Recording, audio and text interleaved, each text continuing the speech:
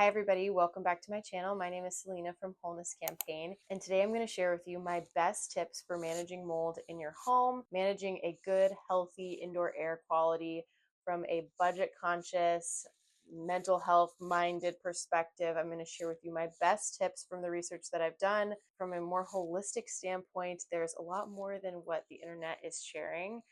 Especially what you can basically search up of Google. So I'm going to share all of my best tips here, and then towards the end of the video, I'm going to also share how to detox from mold toxicity. So if you have been exposed to mold in your environment and you're looking to help cleanse your body, I'm going to give you some of the best tips, which honestly are things that I talk about a lot here on my channel anyway. So I'm excited to kind of dive into it. We're going to go into now the second half of the two-part series on mold. And so let's jump in. Okay, so how do you address mold in your home? There's a lot of information out there, you guys, and you can spend a lot of money on a remediation process. We did spend a good portion of money getting our home remediated. When we first came in here, we were experiencing symptoms, especially runny noses, a little bit of like coughing, and again, respiratory type symptoms, which to me, I knew enough to know that it's worth getting it checked out. You really can manage it on your own, or you can hire in a company. And there were areas for our house being so old and having had so many previous issues that I felt like I was ill equipped to fully handle on my own. So we did hire out, and it was worth it. I think it was definitely a really good benefit, but I do know now that there are other ways you can handle them, and certain areas of our home I probably would have dealt with differently had I known of some of these. So I'm going to share those with you, but we're going to move like right on down the list of the first real thing that you can do all the way down to the last thing you can do. And like I said, I'll touch on detox at the end. The first area you really want to start with is testing. You can get very expensive tests done on your house. You can get tests done before you move into a house. What I know about testing is the current protocol is to do air sampling in a house. So when you would buy a house and get it mold tested, you're going to get an air sample of basically the middle area of your house. So that's typically going to be upstairs. They're not going to touch the basement. They're going to randomly sample from somewhere, typically far away from walls. It's going to be like in the middle of a room. The ironic part about this is that those are actually usually the safest spots. Is like right in the middle of a room. You're away from the walls, you're away from the building materials, you're away from the vents. If you're not going to the basement, then you're not going to have any exposure to what's actually going on down there, which tends to be a place of high humidity and moisture. So air sampling alone is actually not the best way of testing for mold. It is the regulation nowadays, and that's how they do it. We did get an air sample, and they told us that everything was fine. Everything was not fine. Air sampling can be a little bit deceptive in that way. So what I like to say is getting a combination of a couple different types of tests will really give you an idea of what the microbial landscape of your house really looks like. Personally, if you're going to go the testing route and you really want to find out, exactly what's going on, you don't necessarily need to do this, but if you are going to do this, I would do a combination of a air-based test and a dust-based test. So a dust-based test would be the ERMI test, ERMI. A lot of mold inspectors will actually refuse to use those because they think they're outdated.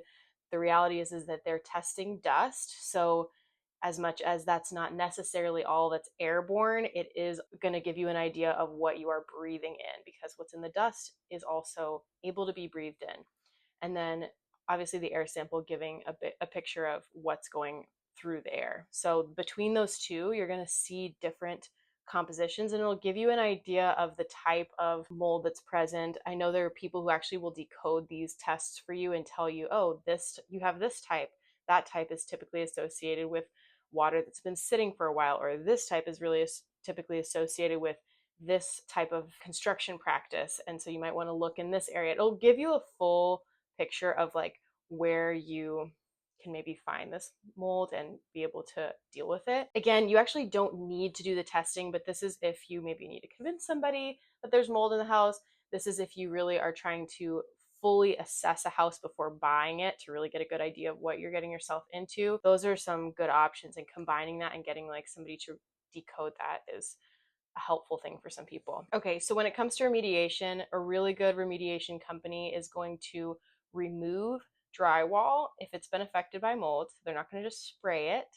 They're going to fully remove the drywall, because drywall cannot be salvaged once it has mold on it. Drywall is food for mold, typical drywall. Depending on the remediation company, they may or may not want to also remove wood.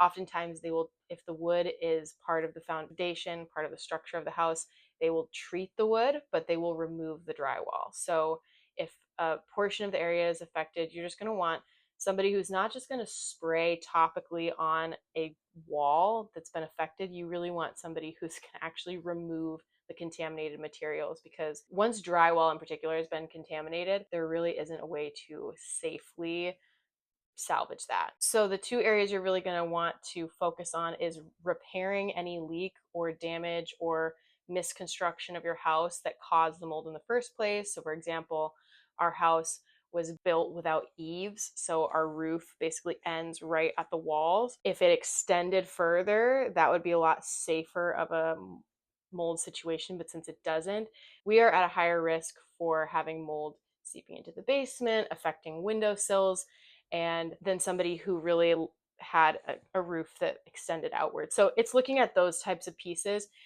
maybe getting those corrected. If you had a leak that wasn't dealt with, really repairing that, getting a good plumber to fix the actual root issue so that it's not residual, because you can deal with the mold spores in the air, but if you're not actually dealing with the root problem, then it's not going to go away. So you want to deal with the root problem, and then you're going to want to, like I said, find a way to remove the contaminated materials and then deal with the byproducts in the actual air. A good remediation company will have a way of producing basically negative pressure so that as they're ripping apart these materials, they're not allowing spores to just go crazy throughout the whole house, but they really are enclosing the space that's been affected and then dealing with the residual effects in the air. And the best way that I know to do that is actually with an ozone machine. So ozone kills mold on contact and actually basically weights mold spores, especially that are in the air, to the ground. And so they actually say you can wipe them up afterwards. Because ozone is such a powerful and potent gas that can be emitted and affect that, you really want to be careful of like your interaction with it. So you wouldn't want to be in the house while you're ozoning. Actually, Dr. Becky recommended to me just a monthly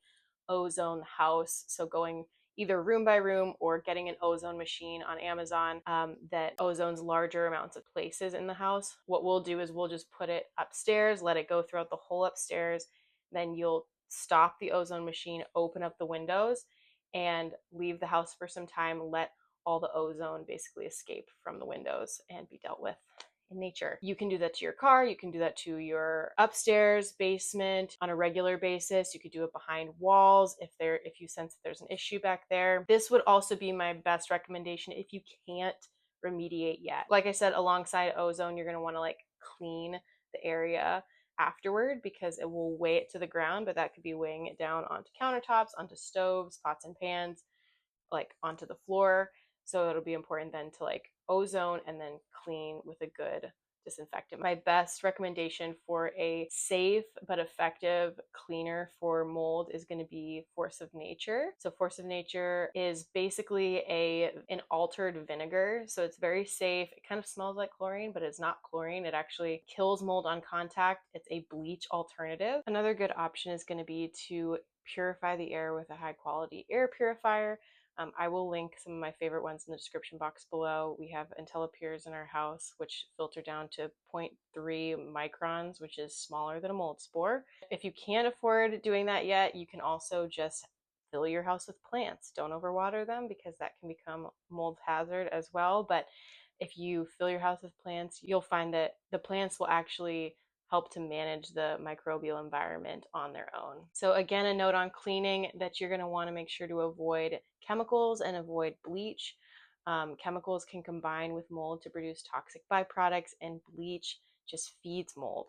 So it's a large percent water, and it's a really common practice to try to bleach mold, but it actually won't kill the mold. It will feed the mold. So you often find that if you bleach something, it'll just come right back. That would be different with Force of Nature. Force of Nature will actually kill the mold. If there's a residual leak, that's not going to fix the leak issue, but it will kill the mold on contact. You can open windows, making sure to cross ventilate, because if you open one window, it can actually produce this negative pressure that can cause condensation to build up along the edges of the windowsill, which is wood, being food for mold.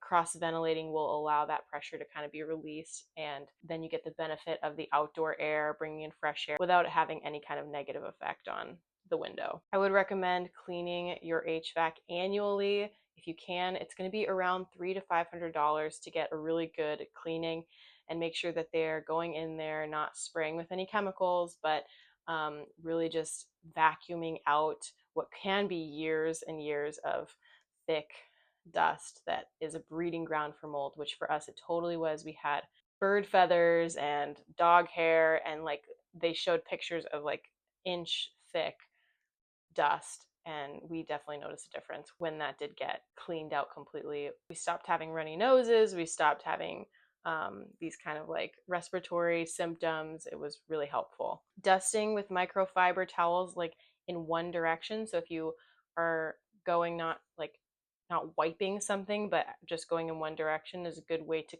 clean contaminated areas, because microfiber picks up the small particles, and going in one direction just ensures that you're not recontaminating an area. Adding in dehumidifiers in any area where there is high humidity. So if your bathroom doesn't have ventilation, having a dehumidifier running in there, or installing some form of ventilation, especially in basements or really in any area of the house in the summer, or if you're in a humid area really all year round, having the dehumidifier running is going to just make sure that the moisture in the air doesn't build up and seep into the walls, because that can also be an issue for mold. If you are doing any building or DIY projects, magnesium board is going to be a great alternative for drywall. Drywall is food for mold, and magnesium board has these naturally antimicrobial properties that can make a living space a lot less prone to being moldy. And my last tip here is to just not stress so much about mold. As much as I'm giving you all the tips and tools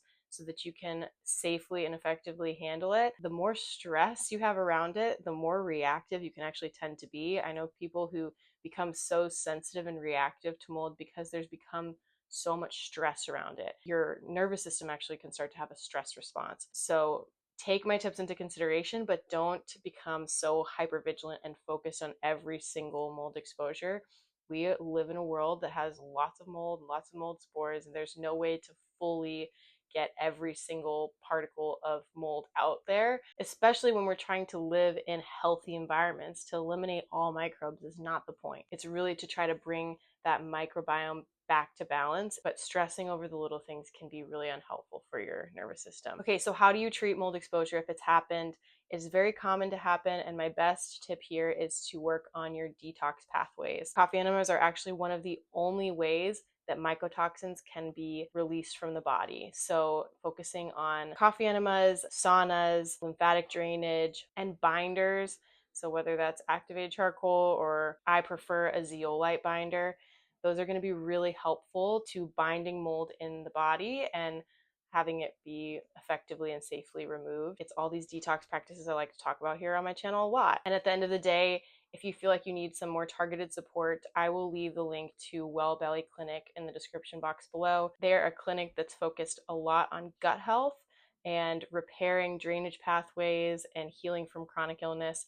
And so if you feel like you need some extra, more targeted support, I would definitely check them out. They've helped me so much. They've helped my husband so much, and they were trained by Dr. Becky herself. So if you are familiar with her in the GAPS world, they have a lot of experience with clients who have healed from mold toxicity. My last recommendation, if you are looking to do any sort of remediation, would be to check out the book, The Mold Medic. They talk all about healthy remediation practices and building practices, and they actually have a remediation company. So if you can afford to get your space fully remediated, they are like the top of the top line, and they are used to working with clients that have chronic illnesses, and so they know how to tend to the sensitivities of individuals that have much more health concerns than maybe the average. If you aren't planning on remediating, but you just want to learn more of how to safely treat your house, they're also a great book and a great resource for that. So if you got any value out of this video, please like and subscribe to my channel. It is my passion to walk alongside people as they heal and grow.